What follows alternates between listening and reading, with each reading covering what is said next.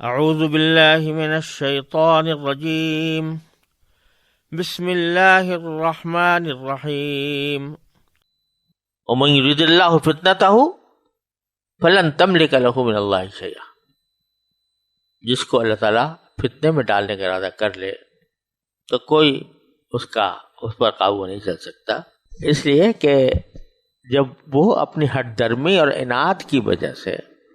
ایسے مقام پر پہنچ جاتے ہیں کہ ان کے سینوں پر مہر لگ جاتی اور ان کے دلوں پر تالے ڈال دیے جاتے ہیں، تالے پڑ جاتے ہیں، تو پھر اللہ تعالیٰ ان کو ان کے حال پر چھوڑ دیتا ہے اور پھر ان کو واپس لانے کے لیے، ہدایت کے لیے کوئی اقدام نہیں فرماتا۔ یہ وہ لوگ ہیں کہ ان کی نافرمانی کی وجہ سے اللہ نے ان کے دلوں کو پاک کرنے کا ارادہ ہی نہیں کیا۔ اللہ تعالیٰ اگر دلوں کو پاک کرنے کا ارادہ فرما لیتے تو ان کی حالت درست ہو جاتی، لیکن اللہ تعالیٰ کسی پر زبردستی نہیں ٹھونستے کہ زبردستی کسی کو مسلمان بنا لے، زبردستی کسی کو ایمان کے اوپر آمادہ کرے جب وہ خود نہیں چاہتے، تو پھر اللہ تعالیٰ نے بھی ارادہ نہیں کیا ان کے دلوں کو پاک۔ ان کے لیے دنیا میں رسوائی ہے اور انہی کے لیے آخرت میں زبردست عذاب ہے۔ یہ کان لگا لگا کر جھوٹی باتیں سننے والے اور جی بھر بھر کر حرام کھانے والے، سماعون للکذب اکالون للسحت، کہ یہ رشوتیں لے لے کر اپنا پیٹ بھرتے ہیں اور کان لگا لگا کر جھوٹی باتیں سنتے ہیں۔ فَإِن جَاءُوكَ، اگر یہ آپ کے پاس آ جائیں، فَاحْكُم بَيْنَهُمْ أَوْ أَعْرِضْ عَنْهُمْ، تو آپ کو اختیار ہے کہ چاہیں تو فیصلہ کریں اور چاہیں اعراض کر لیں، فرمائیں کہ ہم نہیں بھائی تمہارے معاملات میں پڑھتے نہیں، تم جانو تمہارا کام ہے، تم جیسے ہم کوئی فیصلہ نہیں کرتے۔ آپ کو اختیار ہے، چاہے فیصلہ کریں چاہے انکار کر دیں۔ وَإِن تُعْرِضْ عَنْهُمْ، اور اگر آپ ان کا فیصلہ نہ کریں، اعراض کریں، فَلَن يَضُرُّوكَ شَيْئًا، تو اب اطمینان رکھیں کہ یہ آپ کو کوئی نقصان نہیں پہنچا سکیں گے، کہ ان کو جو شکوہ ہوگا کہ آپ نے ہمارا فیصلہ نہیں کیا، اس پر یہ کوئی نقصان آپ کو نہیں پہنچا سکے۔ وَإِنْ حَكَمْتَ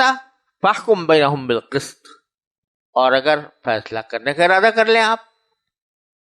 تو پھر ان کے درمیان انصاف سے فیصلہ کیجیے۔ ان اللہ یحب المقسطین، بے شک اللہ انصاف کرنے والوں کو پسند کرتا ہے۔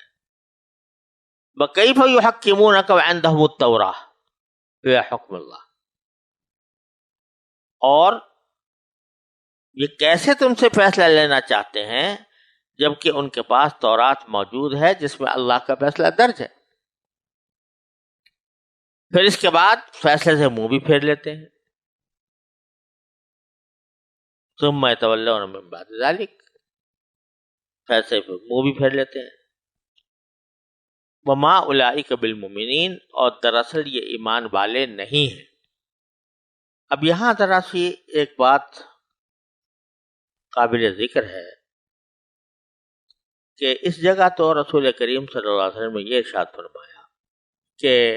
اگر یہ بات تمہارے پاس فیصلہ لے کر آئیں تو تمہیں اختیار ہے، چاہے ان کا فیصلہ کرو چاہے نہ کرو، دونوں باتوں میں سے جو چاہیں آپ کر سکتے ہیں۔ لیکن آگے اسی سلسلے آیات کے اندر آیت نمبر 48 میں یہ فرمایا کہ فَاحْكُم بَيْنَهُم بِمَا أَنزَلَ اللَّهُ وَلَا تَتَّبِعْ هَوَاهُمْ، کہ ان کے درمیان فیصلہ کرو اور اللہ نے جو وحی آپ کے اوپر اتاری ہے اور جو احکام آپ پر نازل فرمائے ہیں ان کے مطابق فیصلہ کرو اور ان کے خواہشات کی پیروی نہ کرو۔ تو بظاہر ان دونوں میں ایک فرق نظر آ رہا ہے کہ شروع میں تو آپ نے فرمایا کہ آپ چاہیں تو فیصلہ کریں چاہے نہ کریں اور انکار کر دیں،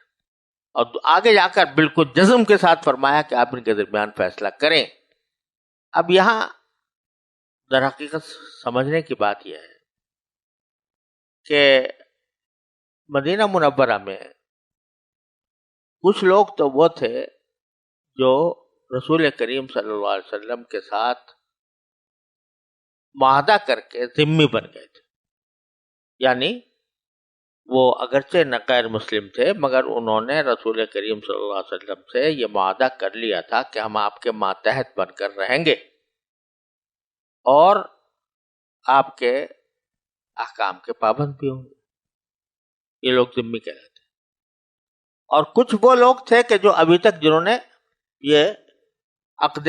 ذمہ یعنی یہ معاہدہ نہیں رسول کریم صلی اللہ علیہ وسلم سے نہیں کیا ہوا تھا.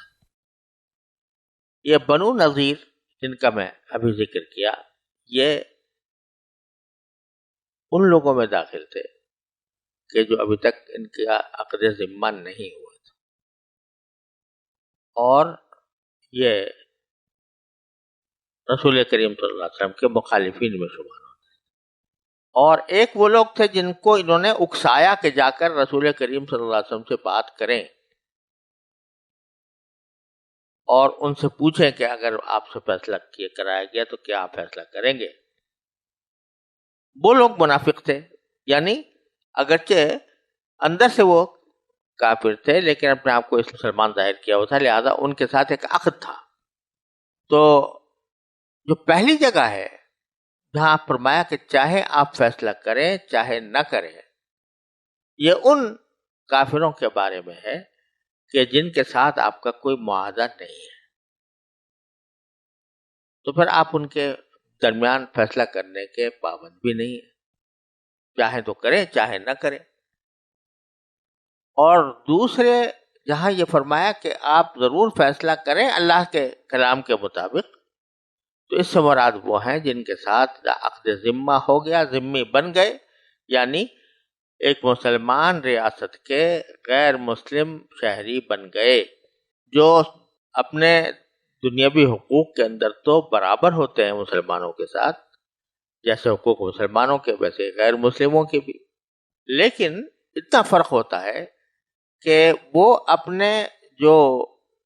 مناکحات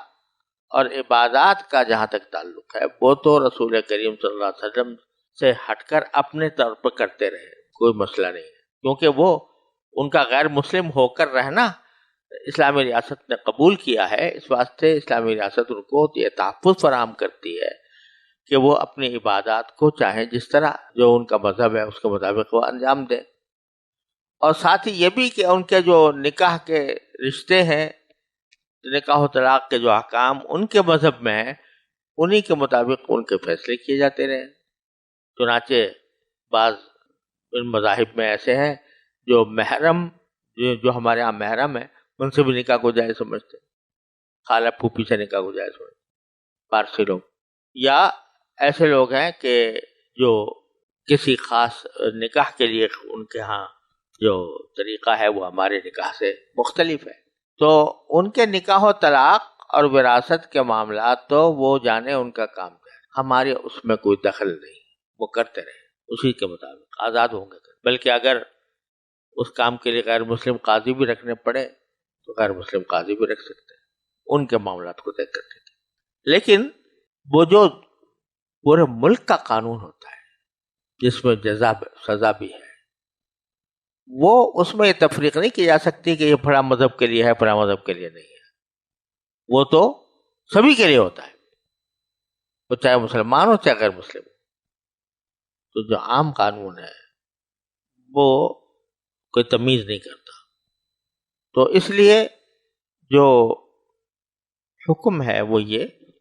کہ اگر اہل ذمہ ہیں اور وہ آپ کے پاس اپنا کوئی موقف لے کر آتے ہیں تو بے شک آپ لے لیں، اور لے کر فیصلہ اپنی شریعت کے مطابق کریں. نکاح طلاق وراثت میں نہیں بلکہ دنیا کے عمومی قوانین کے اندر، سزا و جزا کے اندر آپ اپنا فیصلہ اپنے قرآن کریم کے مطابق کریں. اس کی تفصیل انشاءاللہ اگلی آیات میں آئے گی.